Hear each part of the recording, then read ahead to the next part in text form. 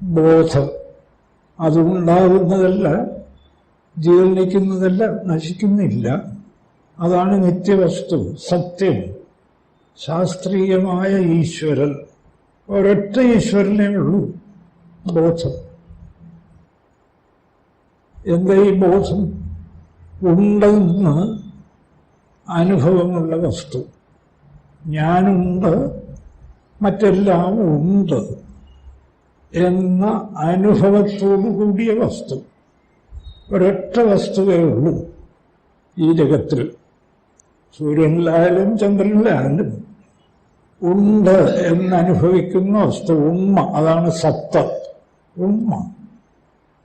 സത്തേതിന ചിത്ത്, ചിത്തിന് ബോധത്തിലാണ്. ആ സത്ത് നല്ല ശുദ്ധമായാൽ ആനന്ദം, ഒടുങ്ങാത്ത ആനന്ദം, ജനിക്കാത്ത ആനന്ദം, മരിക്കാത്ത ആനന്ദം. നമ്മളൊക്കെ ആനന്ദമല്ലേ അന്വേഷിക്കുന്നത്? അപ്പോൾ ഉണ്ടായി നശിക്കുന്നത് ജഡം. എവിടെ നിന്നുണ്ടായിരുന്നോ, എന്തിനുണ്ടായിരുന്നോ ഒരു പിടിയുമില്ലാത്തത് ജഡം. ഉണ്ട്, ഞാനുണ്ട്, മറ്റുള്ളതൊക്കെ ഉണ്ട് എന്ന നിരന്തരം അനുഭവമുള്ള വസ്തു ബോധം. ഈ ബോധം ബോധമുണ്ടെങ്കിലേ എന്തനുഭവവും ഉള്ളൂ.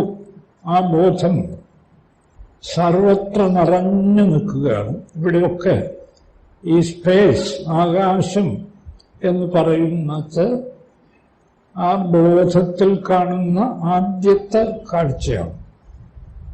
ആകാശം എവിടെ നിൽക്കുന്നു? ബോധത്തിൽ. അപ്പോൾ അതെങ്ങും നിറഞ്ഞു നിൽക്കുന്നു, നിശ്ചലമായി നിൽക്കുന്നു, ആനന്ദസ്വരൂപമായി നിൽക്കുന്നു. അതനങ്ങുന്നില്ല. അതുകൊണ്ടാണ് ഈ എനർജി മുതലുള്ള ജഡം എവിടുന്നുണ്ടായി എന്ന് നിശ്ചയമില്ല. ഈ ബോധത്തിൽ നിന്നുണ്ടായതായി കൂടെ പറ്റില്ല. ഒന്നാമത് ബോധവും ജഡവും വെളിച്ചവും ഇരുട്ടും പോലെ പരസ്പര വിരുദ്ധമാണ്. ഒന്നുണ്ടെന്നറിയുന്ന വസ്തു, മറ്റേത് ശൂന്യൻ. ഒന്ന് നിശ്ചലം ബോധം, ജഡം ചഞ്ചലം. എനർജി മുതൽ ജഡമാണ്, ചഞ്ചലം. അത് എനർജി മുതൽ ജഡമാണെന്നൊക്കെ ഉള്ളത് ഇന്ന് ഫിസിക്സിനും കെമിസ്ട്രിക്കും ഒക്കെ സമ്മതമുള്ള കാര്യമാണ്. സൂക്ഷ്മജഡങ്ങൾ പറഞ്ഞുകൊള്ളുക വേണമെങ്കിൽ. അപ്പോ ബോധം ജനിക്കുന്നതല്ല, ജീർണിക്കുന്നതല്ല, മരിക്കുന്നതല്ല. അതെന്നും നിറഞ്ഞു നിന്നേ പറ്റൂ. ജഡം പോലും ഉള്ളതായി തോന്നണമെങ്കിൽ എങ്ങും ബോധം നിറഞ്ഞു നിന്നേ പറ്റൂ. അപ്പോ ബോധം ജഡം, ബോധം നിറഞ്ഞു നിൽക്കുന്നു, നിശ്ചലമായി നിൽക്കുന്നു, അത് നശിക്കുന്നില്ല. അതാണ് ശാസ്ത്രീയമായ സത്യം എന്ന് പറഞ്ഞാൽ ശാസ്ത്രീയമായ ഈശ്വരൻ. അതിൻ്റെ മറ്റൊരു പേരാണ് ബ്രഹ്മം. ബ്രഹ്മം ഉപനിഷത്ത് തന്നെ നിർവചിക്കുന്നു. എന്താ ബ്രഹ്മം?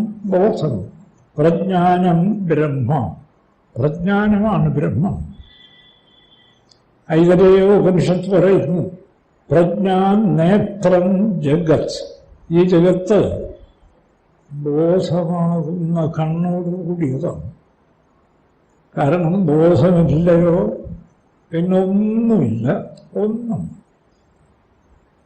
അപ്പോൾ ഈ ബോധമാണ് സത്യം. അപ്പോൾ ഈ ഉണ്ടായി മറയുന്ന ജഡമോ സാർ അസത്യം. ബോധത്തിൽ നിന്നുണ്ടാകാൻ പറ്റില്ല.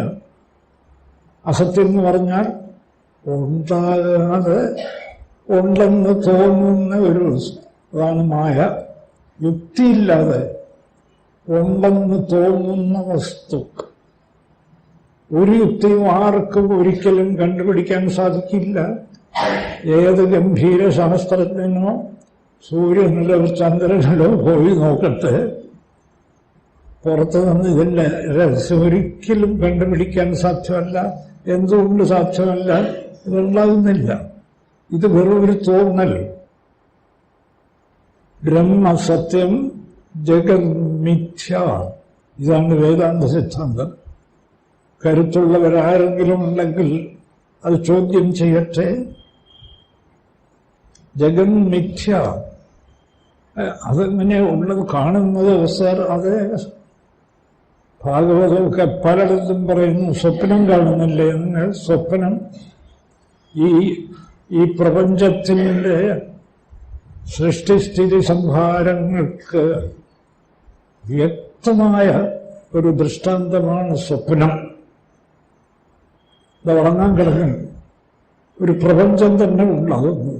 ആകാശം മുതൽ സൂര്യചന്ദ്രന്മാർ മുതൽ സകലതും ഉൾപ്പെട്ട പ്രപഞ്ചം കുറേ നേരം അനുഭവിക്കുമ്പോൾ വ്യക്തമായും ഉണ്ടെന്ന് തോന്നുന്നു. ഉണരുന്നതോടുകൂടി എല്ലാം തീർന്നു. സ്വപ്നം കണ്ട ആളുമില്ല, സ്വപ്നത്തിൽ കണ്ട വസ്തുക്കളുമില്ല. പിന്നെയോ ഉറങ്ങിക്കിടന്ന ബോധം എന്താ? ആർക്കെങ്കിലും ചോദ്യം ചെയ്യാൻ പറ്റുമോ? സ്വപ്നം എവിടുന്ന് വന്നു? ആർക്കെങ്കിലും തീർത്ത് പറയാൻ കഴിയുമോ? അത് ആ ഉള്ളിൽ കിടന്ന വാസനകൾ സ്വപ്നമായിട്ട്, അത് വാസന ഉൾപ്പെടെ ഉള്ളതാണ് ഈ ജഡം. ആ വാസന എവിടുന്ന് വന്നു? അപ്പൊ ഉള്ളിക്കിടക്കുന്ന വാസന തന്നെ പ്രപഞ്ചവാസന. അതെവിടുന്ന് വന്നു? ബോധത്തിൽ വരാൻ പറ്റില്ല. ചഞ്ചലമാണ് ആ വാസന പോലും. നിശ്ചലമായ ബോധത്തിൽ നിന്ന് ചലിക്കുന്ന യാതൊന്നും ഉണ്ടാകാൻ പറ്റില്ല. ആരെവിടെ വേണോ അന്വേഷിച്ച് നോക്കട്ടെ. ഗംഭീര സത്യമാണിത്. ബോധം ജഡം, ബോധം സത്യം, ഉണ്ടെന്നനുഭവിക്കുന്ന ബോധം സത്യം, യാതൊരനുഭവവുമില്ലാത്ത ജഡം അസത്യം.